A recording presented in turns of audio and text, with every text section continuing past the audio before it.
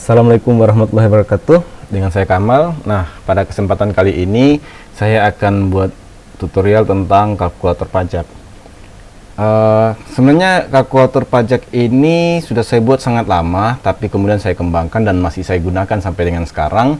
Karena di EbuPot sendiri, walaupun Bapak Ibu bendahara sudah menggunakan EbuPot, itu sebenarnya kan bisa tuh muncul tarif-tarifnya. Hanya memakan waktu yang lebih lama dan proses yang lebih ribet. Nah, kalau ini saya harapkan bisa lebih mudah ya, mempermudah Bapak Ibu. Oke, kita buka dulu ya, tidak perlu lama-lama. Nah, tampilannya seperti ini Bapak Ibu. Jadi seperti Excel sederhana aja. Jadi ini sebenarnya ada dua fungsi utama dari aplikasi ini. Pertama, untuk memperkirakan jumlah yang Bapak Ibu bisa belanjakan. Misalnya nih, Bapak Ibu di DIPA-nya atau di DPA-nya, kalau di Pemda itu DPA, itu ada dana 10 juta untuk pembelian laptop misalnya. Nah, Bapak Ibu belum tahu nih, karena mungkin masih baru atau belum paham dengan perhitungan perpajakan, itu belum tahu kalau ternyata dari 10 juta ini berapa sih maksimal yang bisa Bapak Ibu belanjakan supaya pembayaran pajaknya itu tercover, bisa dibayarkan pakai dana 10 juta itu. Itu fungsi pertama, jadi untuk memperkirakan. Nah, fungsi yang kedua itu untuk menghitung pajak yang real yang harusnya Bapak Ibu bayarkan sesuai dengan transaksi. Bapak Ibu, selain dua fungsi itu, saya ingin menjelaskan sedikit nih tentang pemotongan pajak di Indonesia. Pemotongan pajak di Indonesia itu sebenarnya cuma dua, ada dua ya Bapak Ibu ya. Jadi prinsipnya cuma dua, mengurangi DPP atau menambah DPP. Jadi kalau Bapak Ibu sudah tahu dua prinsip ini, yaitu pajak yang menambah DPP seperti PPN atau pajak yang mengurangi DPP seperti contohnya PPH, Bapak Ibu pasti lebih dekat lagi dengan pemahaman tentang pajak. Selain dua prinsip ini, Bapak Ibu harus tahu sebenarnya jenis pajak apapun itu, Bapak Ibu cara menghitungnya hanya DPP dikali dengan tarif yang berlaku. Misalnya nih PPN, DPP-nya berapa, sudah tahu tarifnya 11% misalnya, dikali DPP dikali 11%, itulah PPN-nya, dan menambah dari DPP. Nah, kalau PPH, DPP-nya berapa, kemudian dikali dengan tarifnya, PPH misalnya untuk pembelian barang 1,5%, itu dapat jumlahnya, itu mengurangi DPP. Nah, jadi terkait dengan itu Bapak Ibu, saya sebenarnya sudah membagi ke empat jenis transaksi yang di lapangan ya. Karena kan kalau teorinya itu ya DPP-nya berapa, pajaknya, tarifnya berapa, itu pajaknya. Dan itu adalah total anggaran, bisa jadi total anggaran gitu. Nah, tapi kan di lapangan itu ternyata tidak seideal teori Bapak Ibu. Ada banyak rekanan yang kita hadapi, toko-toko maksudnya saya. Ada toko-toko yang hanya mau potong PPN aja. Ada toko-toko yang hanya mau dipotong PPH aja. Ada toko-toko yang mau dipotong, bersedia mau dipotong PPH dan PPN-nya. Dan ada toko-toko malahan yang tidak mau sama sekali dipotong PPH. Nah, cara menentukan DPP-nya itu berbeda-beda Bapak Ibu, sesuai dengan kondisi transaksinya. Nah, ini penting Bapak Ibu pahami keempat jenis transaksi ini, karena itu yang nanti ketika Bapak Ibu kena pemeriksaan, Bapak Ibu bisa menjelaskan kenapa dapat nilai ini. Bukan hanya kan lucu nih kalau Bapak Ibu bendahara kemudian diperiksa cuma bilang, lah Pak, saya bikin berdasarkan kalkulator pajak Pak Kamal nih, segini dapat segini, tapi hasilnya nggak tahu dari mana, kenapa dapat nilai pajaknya segini gitu. Kan lucu. Jadi Bapak Ibu saya harapkan juga memahami nih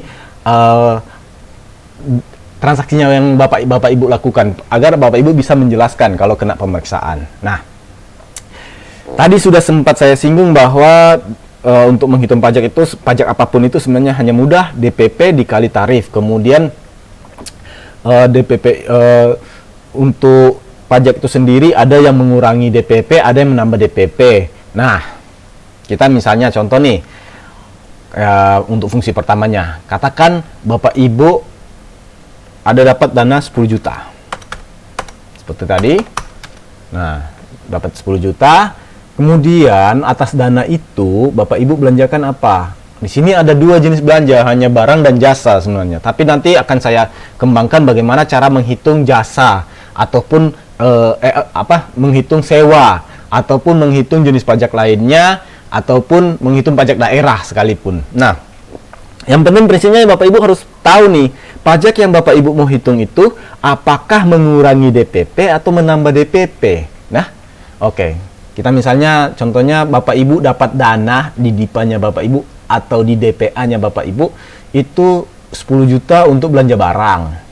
Bapak Ibu mau tahu nih, dari dana pagu 10 juta ini berapa sih maksimal yang bisa saya belanjakan? Nah, cara pilihnya itu untuk memperkirakan itu pilih sesuai, masukkan angkanya, pagunya, kemudian masukkan jenis barangnya, jenis belanjanya, misalnya ini belanja barang karena laptop, kemudian pilih lawan transaksinya.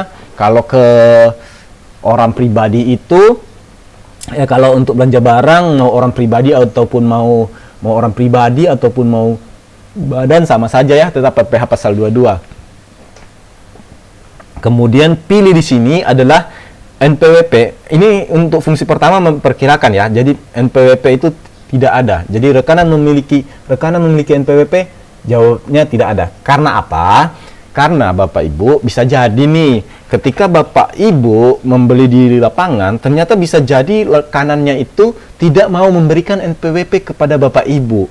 Kan banyak kasus seperti itu yang saya hadapi, tokonya besar tapi tidak mau memberikan data NPWP ke si konsumennya, walaupun mereka tahu bahwa konsumen itu adalah bendahara. Ya, jadi tetap pilih di sini tidak. Kemudian di sini ini rekanan berasal dari pungut PPN atau harga barang termasuk PPN, dijawab ya. Karena apa? Karena di dana 10 juta itu, ingat lagi, dana 10 juta itu adalah keseluruhan barang dan pajak di dalamnya. Begitu juga PPh-nya ya. Ada pertanyaan di sini, dijawab ya.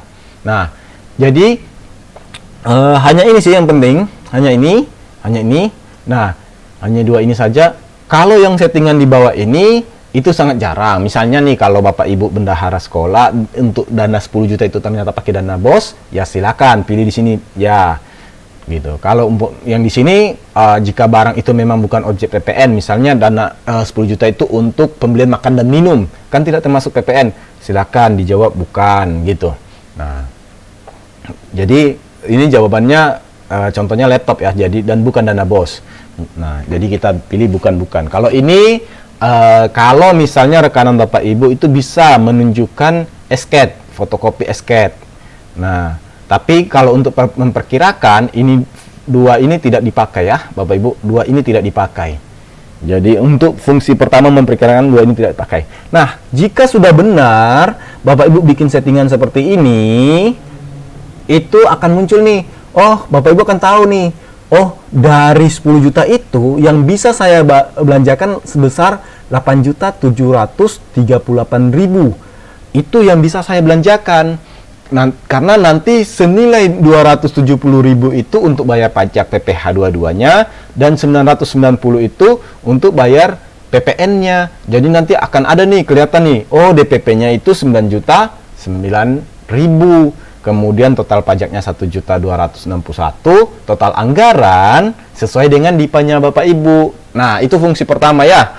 Nah, adapun pembulatan yang di sini Bapak Ibu, itu hanya prinsipnya seperti begini Bapak Ibu.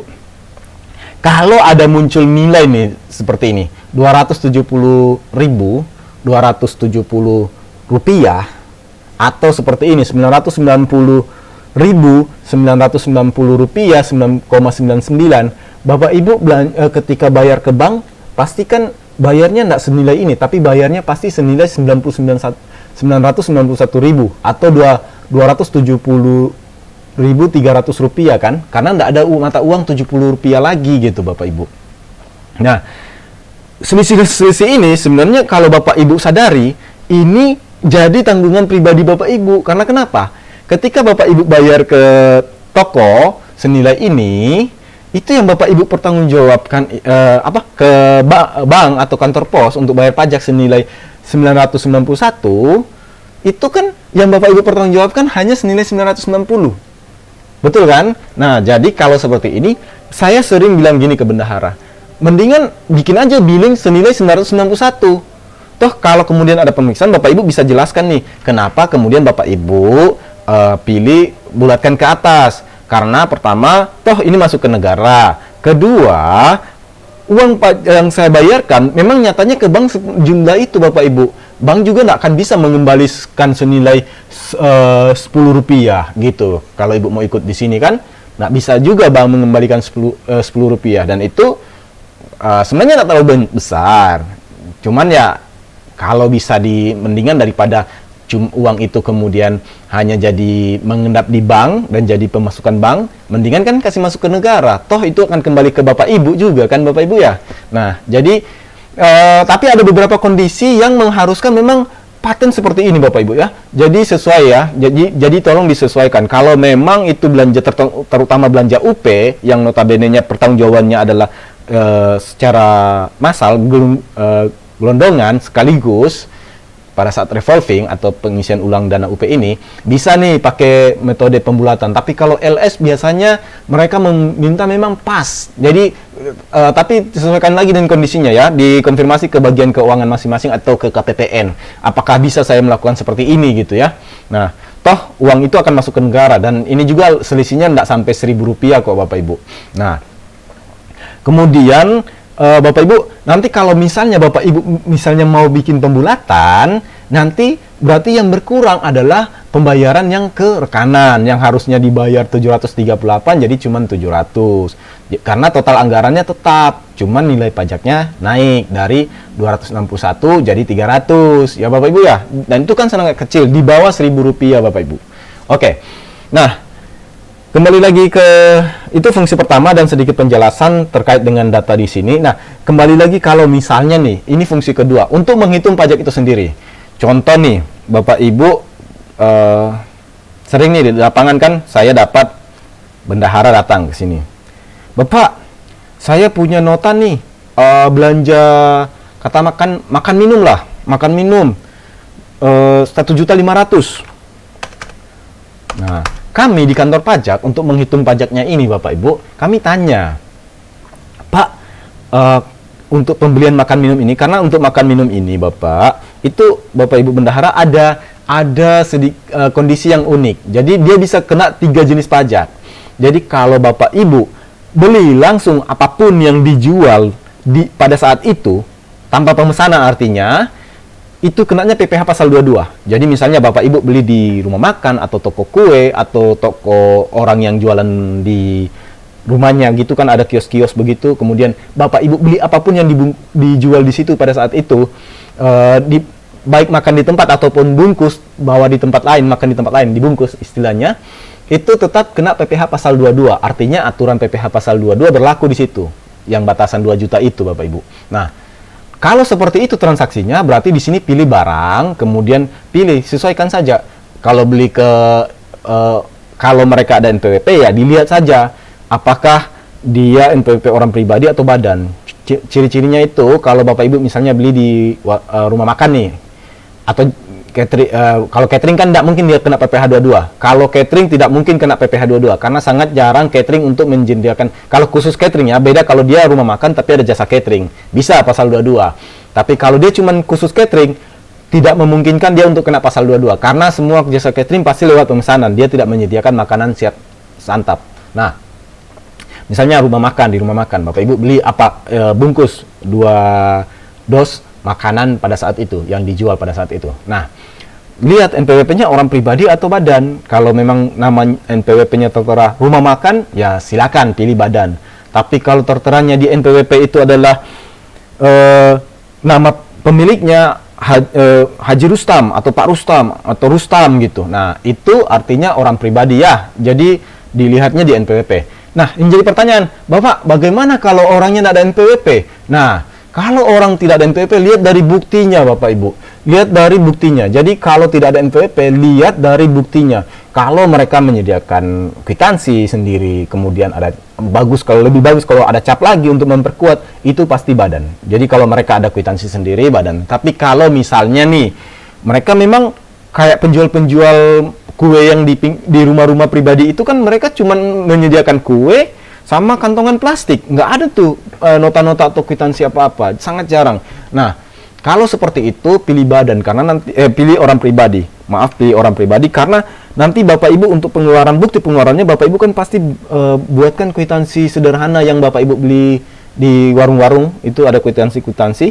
Itu Bapak Ibu kan beli seperti itu ya. Kemudian Bapak Ibu tulis di situ telah menerima uang sebesar 500.000 dari 1.500.000 dari bendahara SD ini gitu, yang tanda tangan siapa gitu. Nah, itu yang Bapak Ibu simpan kan. Nah, itu pilih orang pribadi. Jadi ingat lagi, untuk pemilihan sifat lawan transaksi ini, kalau ada NPWP, lihat di NPWP-nya, tapi kalau tidak ada NPWP, lihat di bukti transaksinya. Kalau transaksinya cuma kwitansi sederhana yang Bapak Ibu tulis, ya pilih orang pribadi. Tapi kalau dia ada kwitansi sendiri, ada cap, pilih badan. Dan sangat tidak mungkin kalau misalnya rumah makan, kemudian tidak ada kwitansi sendiri dan cap ya. Jadi jangan kemudian, oh saya pilih bikin orang pribadi semua. Tidak seperti itu Bapak Ibu ya.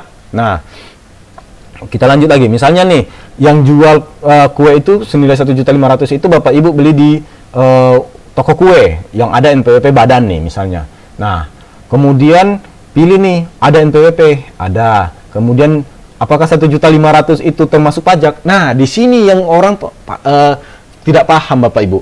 Jadi, kalau pembelian makan dan minum itu kan di dalamnya itu ada PPh ya, PPh dan pajak restoran nih misalnya. Pajak restoran itu atau memakan pajak daerah ya, itu setahu saya sifatnya itu seperti PPN, artinya menambah DPP. Kemudian ada PPh. Ya, PPh tadi sudah saya jelaskan ya. Nah, cuman bedanya pajak restoran ini beda dengan PPN. Kalau PPN 11%, kalau pajak restoran itu 10%. Jadi pertanyaannya, Pak, bagaimana dong saya untuk mau tahu ini kalau dia 10% atau 11% saya mau ubah supaya saya bisa dapat hitungan pajak daerahnya. Gampang aja Bapak Ibu. Jadi Bapak Ibu tinggal pilih di sini, kemudian masukkan di sini yang tadinya 11%, ketik saja langsung 10, langsung enter. Nah, itu nanti kelihatan tuh 10%. Nah, terus ini yang bagian batas belanja, setahu saya untuk pajak makan dan minum itu tidak ada batas belanja seperti PPN. Jadi masukkan di sini 0. Nah, maka akan muncul nih di sini. Jadi walaupun tulisannya di sini ini PPN, tapi anggap saja nih itu adalah PPh Bapak Ibu ya. Dan ingat Bapak Ibu, Bapak Ibu perlu ingat kalau misalnya yang Bapak Ibu menganggap bahwa 1.500.000 itu adalah termasuk pajak di dalamnya, artinya yang dibayar ke toko itu adalah 1.300.000. Ini harus Bapak Ibu pahami ya. Jadi kalau Bapak Ibu bingung, Bapak Ibu cukup begini. Dapat nota dari toko 1.500.000, toko kue ini. Apakah yang diterima toko itu adalah semua pajaknya Bapak Ibu? Semua uangnya. Maksudnya dia buka nota 1.500.000, kemudian yang diterima toko itu juga 1.500.000. Tokonya nggak mau potong pajak sama sekali. Artinya di sini kan kalau seperti itu nggak masuk dong, karena kalau Bapak Ibu pilih 1.500.000 itu termasuk pajak, di sini jelas bahwa yang harusnya diterima di toko ada 1.300.000. Kalau kondisinya 1.500.000 itu kemudian 1.500.000 itu yang diterima toko bersih, tidak mau dipotong pajak sama sekali. Nah, artinya pilih tidak, di sini tidak, dan di sini juga tidak. Nah, jadi nanti akan jadi seperti ini Bapak Ibu. Ya. Jadi jelas ya. Gitu. Kalaupun pilih ya di sini 1.500.000. Oke. Kalau misalnya nih yang kasus ini kan PPN itu PPh 22 itu kan 2 juta nih. Jadi kalau 1.500.000 kan dia tidak kena tuh. Nah, kalau misalnya dia pilih tidak sini. Set. Nah, jadi nanti kalau seperti ini Bapak Ibu lihat nih. Wah, kalau seperti saya pilih tidak di PPh-nya, sedangkan yang diterima di toko bukan 1.522.000 tapi 1.500.000, berarti pilih ya kan. Maka nanti akan jadi nih, jadi poinnya dua konfigurasi ini itu ditentukan oleh ini dan ini, yang kuning ini. Benar nggak sih yang Bapak Ibu tulis di sini 1.500.000 itu yang sesuai dengan keinginan Bapak Ibu? Jadi Bapak Ibu tinggal lihat nih, oh iya saya tulis di sini 1.500.000 karena yang diterima di toko 1.500.000. Nah, nanti Bapak Ibu bisa lihat nih pajak rumah makannya itu pajak restorannya itu 150 dan total anggaran 1.650.000. Tapi kalau misalnya, oh tidak, 1.500.000 ini total anggaranku Bapak. Misalnya bendaharanya bilang, oh tidak, 1.500.000 ini total anggaranku. Jadi yang diterima di toko itu kurang, cuman saya belum bayarkan karena saya belum tahu nih berapa yang harus saya bayarkan. Berarti pilih termasuk pajaknya gitu. Nanti kelihatan di sini. Oh, di sini total anggarannya 1.500.000 dan di sini yang di toko adalah 1.363.000 Bapak Ibu. Ya, begitu Bapak Ibu. Nah, itu untuk menghitung pajaknya. Dan kalau sudah sudah selesai, tolong dikembalikan lagi di sini jadi tarifnya yang sebenarnya Bapak Ibu ya, 11%. Di sini PPN ada batasan 2 juta. Ini penting, jangan sampai Bapak Ibu menggunakannya lagi cepat-cepat, buru-buru, kemudian lupa mengembalikannya. Terus, misalnya nih, 1.500.000 ini ternyata pembelian untuk jasa. Tadi kan kalau makan minum nih 1.500.000 dan makan minumnya dibeli langsung apapun yang dijual. Ternyata lewat pemesanan nih Bapak Ibu. Berarti kita anggap itu jasa Bapak Ibu. Kalau lewat pemesanan, namanya lewat pemesanan, itu kita anggap jasa. Dan seperti tadi kita kembalikan lagi 10% karena kita anggap pajak daerah kan? Ini pajak daerah ya. Nah, di sini jasa, kemudian, nah di sini kalau jasa itu dianggap jasa, ini penting sekali untuk menentukan apakah dia badan atau orang pribadi Bapak Ibu. Khusus untuk makan dan minum ya. Nah, misalnya nih, oh ini orang pribadi karena NPWP-nya orang pribadi. Oh, dia akan jadi pasal 21 dan tarifnya berbeda Bapak Ibu ya. Nah, nilainya berbeda.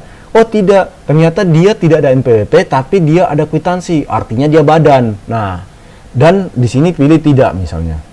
Dia beda. Ya. Gitu. Dan untuk pengisian yang dua ini seperti yang tadi saya bilang juga Bapak Ibu sesuaikan nih. Apakah 1.500.000 yang Bapak Ibu input itu memang adalah total anggaran Bapak Ibu atau yang dibayarkan ke toko, ya? Yang dibayarkan ke toko senilai jumlah ini yang di kuning atau yang total anggaran. Kalau memang itu yang diterima di toko, artinya tidak termasuk pajak dong. Betul kan? Nah, pilih tidak. Nanti Bapak Ibu bisa lihat, oh iya, betul, ini sesuai transaksi. Yang saya bayar kemarin itu 1.500.000. Artinya pajak yang total anggaran yang sebenarnya saya keluarkan harus 1.700.000 gitu Bapak Ibu. Ya, jelas ya. Semoga dapat membantu. Dan misalnya gini, ada misalnya, oh rekanannya itu ada esket, dia rumah makannya itu ada esket gitu, ada surat keterangan. Nah, nanti ketika Bapak Ibu pilih ini, dia akan jadi 0,5 PPh pasal dan 4 ayat 2. Dan dia punya jenis setoran juga berbeda Bapak Ibu ya. Kalau lihat di sini kalau tidak ada esket jadi pasal 23, PPh bayar PPh 23, 41124. Kalau ada esket itu jadi final. Gini, bayar. Nah, dan Bapak Ibu bisa perhatikan di sini ada istilah pemotongan, bayar, dan ada juga istilahnya store. Misalnya nih barang ya. Ini barang. Dan di sini tidak ada. Nah, di sini ada istilahnya pemungutan dan store. Kalau pemotongan kan bayar nih. Kalau pemungutan dan store artinya dia Bapak Ibu membuat billing itu pakai NPWP-nya si rekanan. Tapi kalau bayar artinya Bapak Ibu buat billingnya pakai NPWP Bapak Ibu sendiri ya Bapak Ibu ya. Jelas ya? Jadi semoga ini mempermudah. Selain ada di sini juga kode billing yang Bapak Ibu harus buat. Ini misalnya nih PPN 411211 9X0. Nah, bisa kalau misalnya Bapak Ibu pakai dana desa berarti 930. Makanya saya X di sini. Nah, kalau pakai dana APBD 920. Kalau pakai dana APBN 910. Hanya seperti itu Bapak Ibu ya. Sama dengan yang di sini juga ya. Makanya saya X. Jadi yang pasti Bapak Ibu sudah jelas. Oh, akan pilih yang pasti akan pilih 9, kepalanya dan ekornya 0. Di pembuatan billing itu ada kok keterangannya. Pakai dana APBD, APBN, APB atau dana desa. Cuman kalau Bapak Ibu nggak tahu, Bapak Ibu akan langsung pilih nih yang paling bawah, PPN massa 100, padahal harusnya pakai kepala 9 ya. Semoga ini bisa membantu Bapak Ibu ya, supaya lebih jelas. Jadi ini harus diperhatikan juga Bapak Ibu. Jadi misalnya nih ada esket nih, katakan ada esket, belanja jasa ada esket. Nah, dia seperti ini. Nah, ini contoh untuk makan minum ya. Jadi PPN-nya Bapak Ibu gantikan sebagai pajak daerah karena dari sekian banyak ini Bapak Ibu, PPh, pemungutan, pemotongan, pasal 22, 23, pasal 4 ayat 2, itu semua kalau SKB jelas ya nol ya. Kalau itu semua dia itu sifatnya mengurangi DPP Bapak Ibu. Jadi kalau Bapak Ibu mau ubah-ubah pajaknya, ini PPh namanya PPh pasti mengurangi DPP, kalau PPN menambah DPP. Dan pajak restoran atau pajak rumah makan atau pajak yang jadi pajak daerah itu sifatnya mirip PPN. Makanya saya ubah adalah tarif PPN. Ya. Kita kembalikan lagi ke tarif PPN yang sebenarnya 11% dan 2 juta. Oke. Nah, kemudian bagaimana kalau misalnya Bapak Ibu ada sewa nih. Misalnya nih, sewa gedung 5 juta nih. 1 2 3. Nah, 5 juta. Nah, kan di sini Bapak Ibu cuman ada barang ya dengan jasa, isi aja di sini jasa Bapak Ibu. Kemudian pilih di sini esket. Ini untuk pajak-pajak yang tidak ada ya, karena kan misalnya pajak-pajak yang tidak ada di sini, misalnya sewa nih. Kan sewa itu prinsipnya gini Bapak Ibu. Sewa itu kalau dia sewa gedung dan atau bangunan itu dia kenanya pasal 4 ayat 2. Kalau dia sewanya itu adalah sewa selain gedung dan atau bangunan, misalnya sewa kendaraan, itu kenanya PPh pasal 23. Gitu. Nggak peduli mau NPWP-nya itu badan atau orang pribadi, dia kenanya 23. Tapi kalau untuk jasa, kalau jasa itu harus dilihat NPWP-nya apa. Kalau NPWP-nya orang pribadi dia kena 21, kalau NPWP-nya badan dia kenanya 23. Ya. Oke. Jadi misalnya nih 5 juta ini atas sewa. Kan sewa itu kenanya PPh final 10% nih dan PPN juga 11% kan. Nah, jadi dan dia PPh final. Makanya di sini pilih ada. Cuman tarif PPh finalnya diubah jadi 10%. Gitu. Nanti muncul nih. Nah, muncul di sini. Dan ada ketentuan ya sebenarnya Bapak Ibu. Jadi kalau pemilik sewa itu dia bisa PKP, dia bisa menerbitkan, kan sewa itu termasuk jasa sewa itu kan kena PPN tuh, sewa gedung dan bangunan misalnya nih. Contohnya, dia kan itu tarifnya itu 10% dan kena PPN juga 11%. Dan aturannya kalau misalnya lawan transaksi yang pemilik gedung itu, misalnya Bapak Ibu sewa gedung ya, pemilik gedungnya itu PKP bisa menerbitkan faktur. Artinya nilai 5 juta itu yang itu harus diuraikan antara nilai DPP-nya sama PPN-nya. Nggak boleh di-include Bapak Ibu. Jadi harus tetap ada uraiannya. Misalnya di faktur, bisa dibuat di faktur toh. Jadi tapi kalau seandainya rekanannya itu yang pemilik gedungnya itu bukan PKP, dia nggak bisa menerbitkan faktur, bisa nih Bapak Ibu anggap 5 juta itu sudah termasuk pajak di dalamnya. Ya. Seperti itu. Jadi untuk sewa, Bapak Ibu bisa nih misalnya, oh iya yang diterima kembali lagi seperti yang tadi, karena kita akan menghitung pajak yang seharusnya terutang, pola pikirnya seperti ini. Oh iya, 5 juta yang saya masukkan nilai di sini, itu memang yang diterima sama rekanan. Tidak ada potongan apa-apa.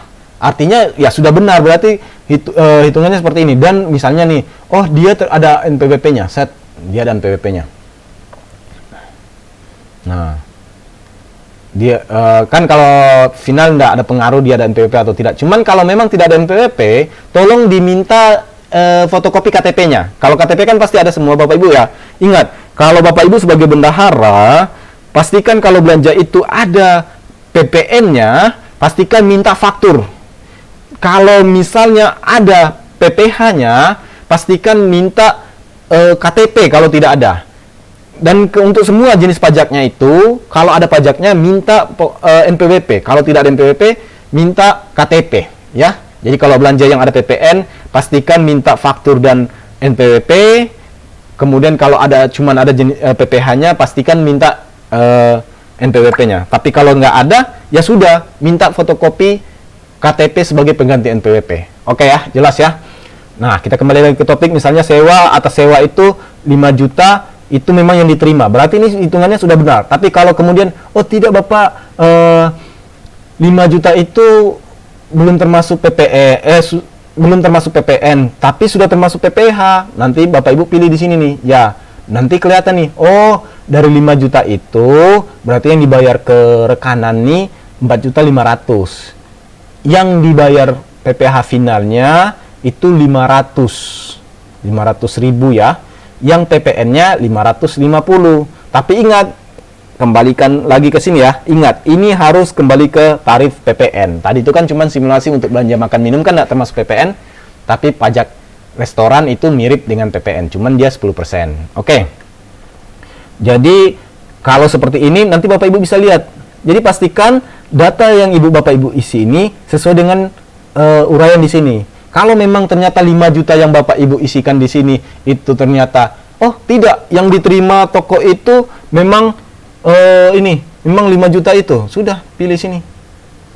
Tidak.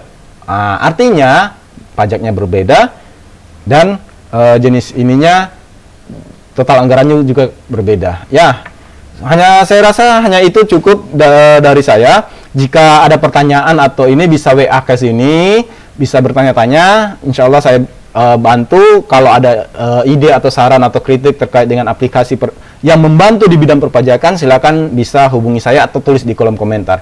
Akhir kata, mohon maaf kalau ada salah-salah kata. Akhir kata, wassalamualaikum warahmatullahi wabarakatuh.